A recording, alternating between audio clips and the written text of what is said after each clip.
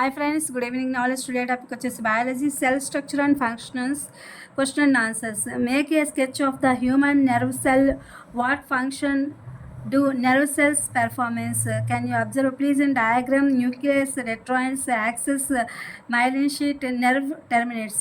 Human nerve. The nerve cell is also called neuron. It receives and transfers messages from brain to body parts and vice versa. It helps in control and coordination of the functioning of different parts. Neuron is the structural and functional unit for nervous system. Write short notes of the following. Cytoplasm. It is the jelly-like substances present between the cell membrane and the nucleus. Various other components or organelles of cells are present in the cytoplasm. Example, Golgi, mitochondria, ribosomes, etc. It also contains basic elements like carbon, hydrogen, oxygen, and nitrogen in the form of carbohydrates, proteins, and lipids. It is present in all types of cells. Nucleus cells, it is an important component of the living cell. It is the generally special and located in the center of the cell. Nucleus is separated from the cytoplasm by a process of selectively permeable of membranes of called nuclear membrane. In the middle of the nucleus, a small spherical body is seen. It is called nucleus. Nucleus contains thread-like structures called chromosomes. These carry genes and help in the inheritance. It acts as control center of all activities of the cell. Part of the cell contains organelles. Cytoplasm of the cell contains all organelles. Makes sketches of animal and plant cells. State three differences between them. This is observe the diagram. Plant cell and animal cell. Cell membrane, cell wall, cytoplasm, chloroplasts, cytoplasm, vacuolus, nucleus, cytoplasm. Cell membrane. Plant cell, animal cell. Cell membrane is covered by cell wall. Cell wall is absent. Plastids are present. Plastids are not present. A large vacuolus is present. Vacuolus are not seen or much smaller vacuolus are seen. Centrosomes are absent. Centrosomes are present. ఇది friends cell and cell structures functionals in part 4 question and answers Telugu చూద్దాము.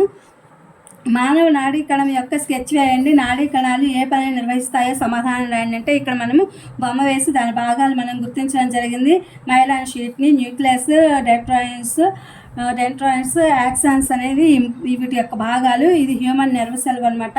నాడీ కణాన్ని neuron అని కూడా అంటారు. ఇది మెదడు నుండి శరీర భాగాలకు సందేశాన్ని స్వీకరిస్తుంది మరియు బదిలీ చేస్తుంది మరియు మెదడు నుండి శరీర భాగాలకు కూడా ప్రసారం చేస్తుంది. ఇది వివిధ శరీర భాగాల పనితీరును నియంత్రించడం మరియు సమన్వయం చేయడంలో సహాయపడుతుంది. న్యూరాన్ నాడీ వ్యవస్థ యొక్క నిర్మాణాత్మక మరియు క్రియాత్మక ఒక యూనిట్ అనమాట.